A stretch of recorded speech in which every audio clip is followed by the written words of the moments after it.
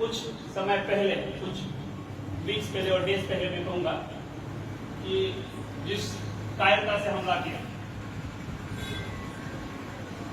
और जिस तरह से देश प्रिपेयर कर रहा है और एक मजबूत ताकत बन के खड़ा रह रहा है, तो उसके चलते कई जो मुहिम है वो चल रही है, जैसे कि वेरिफिकेशन हुआ या सत्यापन जिसे हम कहते हैं वो हुआ, या कहीं ज्ञापन दिया जा रहा है या कहीं तैयारी की जा रही है, अलग अलग पुलिस द्वारा नाकाबंदी है, अब डिफरेंट जगह चेकिंग चल रही है। तो इसके तहत ही एक जो लोग यहाँ काम कर रहे हैं ज्यादातर सांचौर जैसे एरिया में, वो लोग कहाँ से हैं? क्या उन्होंने अपनी पहचान छुपाई है, या जो लोग कर रहे हैं ये कोई क्राइम में लिप्त है? क्योंकि जब क्राइम होगा या कोई अपराध होगा, उस अपराधी तक पहुंचना भी हमारी जिम्मेदारी है। तो इस प्रोसेस द्वारा अगर आप में से कोई अपराधी निकलता है तो उस तक हम पहुंच सकते हैं। आंतरिक सुरक्षा देश की एक महत्वपूर्ण जिम्मेदारी है पुलिस की, और उसके अंतर्गत ये जो प्रोसेस है ये चल रहा है।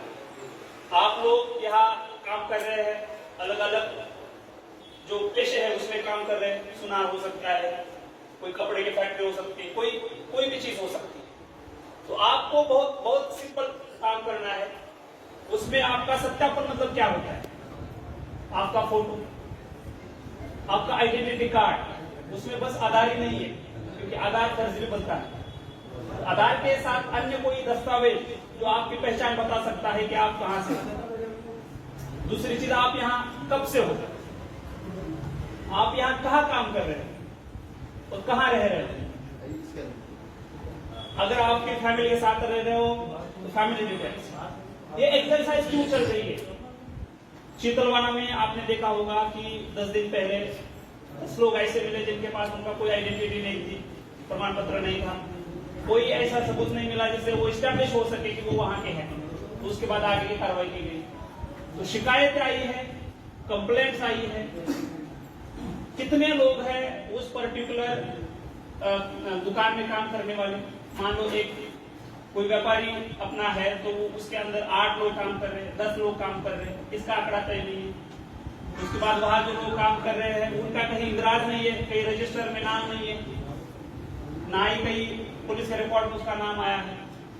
जैसे हरीश जी ने कहा कि बहुत सारी क्राइम्स देखने को मिले हैं, और मैं वाकई मानता हूं कि इसमें कुछ ही लोग होते हैं जो शामिल होते हैं, मतलब 100 में से 2-3 लोग ऐसे मिलेंगे जो करेंगे, और उसके वजह से बाकी लोगों को परेशानी झेलनी पड़ेगी। वो परेशानी बाकी लोगों को झेलनी ना पड़े, इसलिए आज की मीटिंग। इसको आप एक सकारात्मक रूप में देखिए, क्योंकि सब साथ मिलकर किस तरह से एक सेफ और एक ऐसा मैसेज दे कि हमारे यहाँ कोई ऐसी कानून व्यवस्था बिगड़ने वाली चीज नहीं होगी, ना ही हमारे यहाँ ऐसी कोई चीज होगी जिससे अपना नाम खराब होगा। तो ये एक प्रिवेंटिव मेजर्स है, प्रिवेंटिव मेजर्स है। दूसरा, सांचौर जो एरिया है वहाँ बहुत कारीगर है, बहुत लेबर वर्क है जो बाहर से आके यहाँ अपनी मजदूरी कर रहा है, रोटी कमा रहा है, अपने यहाँ से नेशनल हाईवे जा रहा है, ऊपर से अपने जो कुछ थाने हैं जैसे सांचौर सर्कल में आप देखोगे सरवाना है, चितलवाना है, और ये एरिया जो है वो बॉर्डर्स के नजदीक भी है।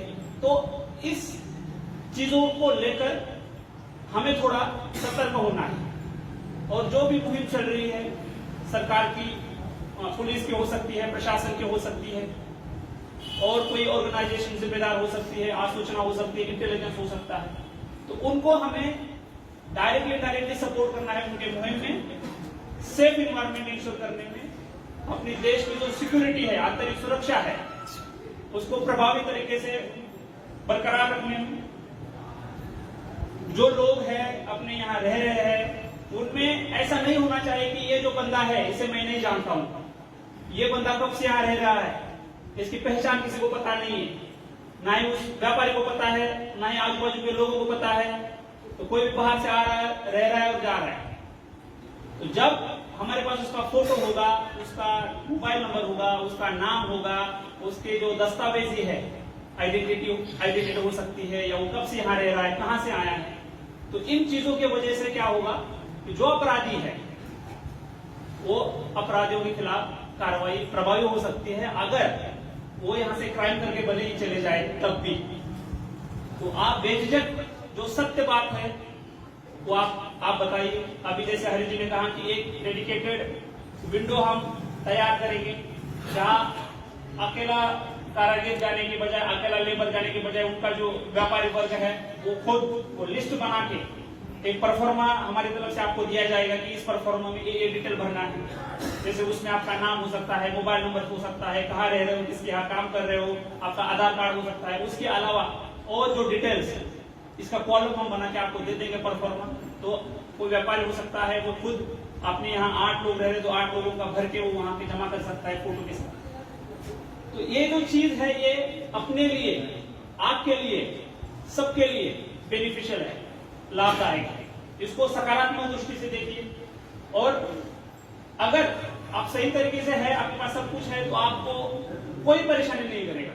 आप बेझिझक मेरे ऑफिस आ जाएंगे या एसओसी साहब के ऑफिस आ जाएंगे और कहेंगे कि साहब ये मैंने किया है और मुझे ये परेशानी है, मैं सही हूं, आपके साथ सब खड़े हैं।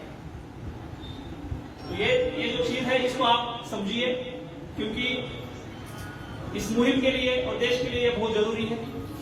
जहां भी कोई मकान हो सकता है, फैक्ट्री हो सकती है, कोई भी दुकान हो सकती है, जहां आपको लगे कि ये लोग जो है ये हमारे जैसे बाहर से आके काम कर रहे हैं, तो उन्होंने अगर नहीं किया है तो आप बता दीजिए, उनका करेंगे सत्यापन।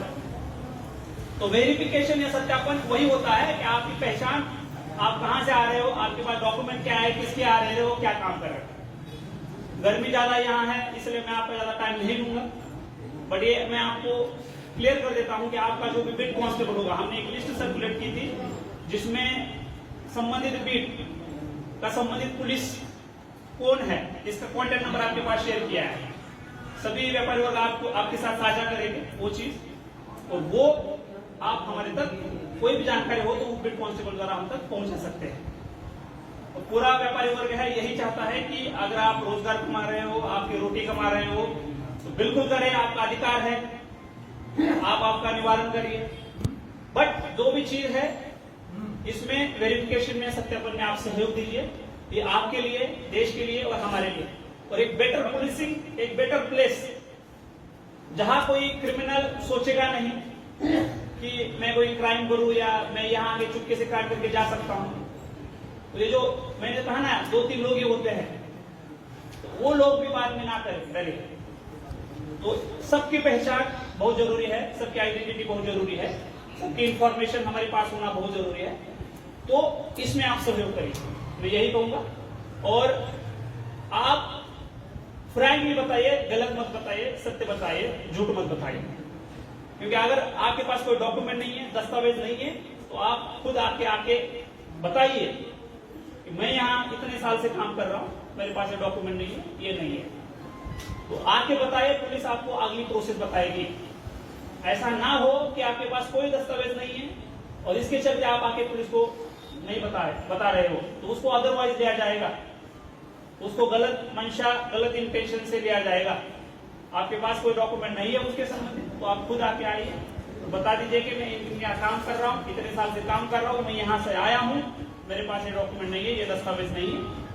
और उसके बाद पुलिस आपको अगला कदम बता देगी। तो इस तरह से है आपकी जो भूमिका है उसको अदा करेंगे। धन्यवाद।